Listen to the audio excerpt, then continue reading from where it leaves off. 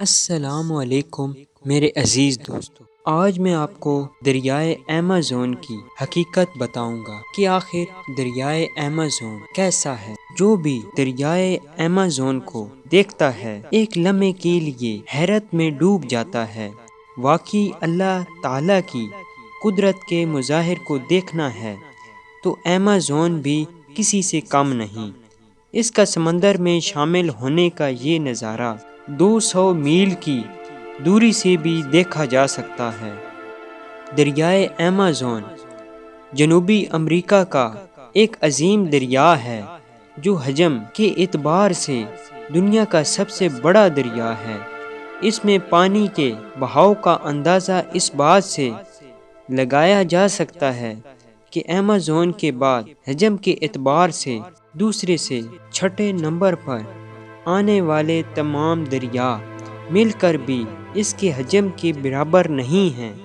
یہ افریقہ کے دریا نیل کے بعد دنیا کا دوسرا طویل ترین دریا ہے۔ ایمیزون کی ابتدا جنوبی امریکہ کے ملک پیرو کے مقام نیو وائڈو مسمی سے ہوتی ہے۔ برازیل میں ایمیزون کا تلاش جیسے ایمیزون تلاش کے نام سے جانا جاتا ہے، دنیا کا سب سے بڑا تلاش ہے جو رقبے کے اعتبار سے پورے بھارت سے دگنا ہے۔ دریائے ایمیزون کا پانی بحر اوقیانوس میں گرتا ہے اور بارش کے موسموں میں سمندر میں گرنے والا پانی 3 لاکھ مکعب میٹر فی سیکنڈ تک پہنچ جاتا ہے۔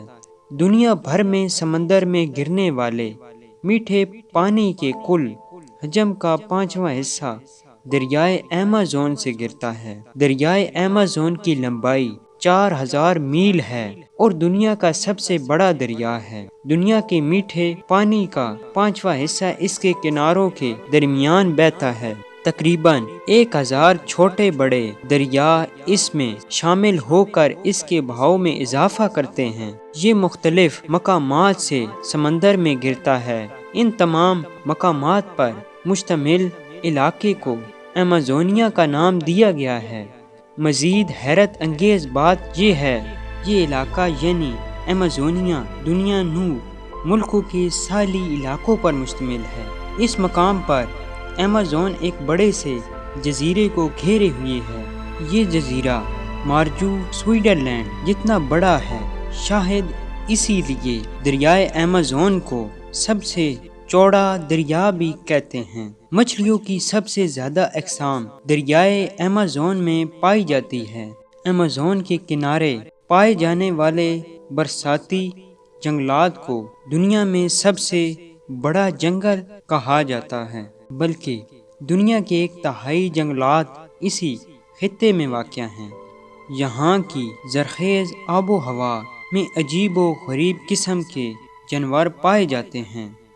ایمیزون کی مکڑیاں اتنی بڑی ہوتی ہیں پرندے پکڑ لیتی ہیں۔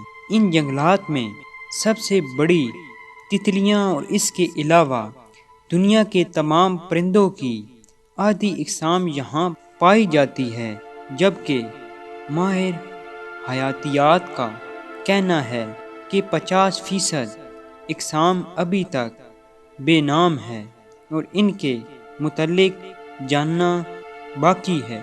یہاں سے اب تک کیڑے مکوڑوں کی 800 اقسام کو جمع کیا جا چکا ہے۔ بحر الکاہل سے زیادہ مچھلیاں دریائے ایمیزون میں پائی جاتی ہیں۔ ایمیزون کے اطراف رہنے والے قبائل کسی طرح زہریلے اور موذی جانوروں کے درمیان رہتے ہیں۔ یہ ایک الگ داستان ہے۔ انہیں اس سے کوئی غرض نہیں کہ باہر کی دنیا کتنی تبدیل ہو چکی ہے۔ یہ ابھی تک تیر کمان سے مچھلی کا شکار کرتے ہیں، بندروں کو اپنی غذا بناتے ہیں۔ باہر کی دنیا کے یہاں پر قدم رکھنے سے انہیں بہت کم فرق پڑتا ہے، جبکہ گھنے جنگلات میں بننے والے کئی قبائل شاید ابھی باہر کی دنیا کو جانتے بھی نہیں ہیں۔ شکریہ۔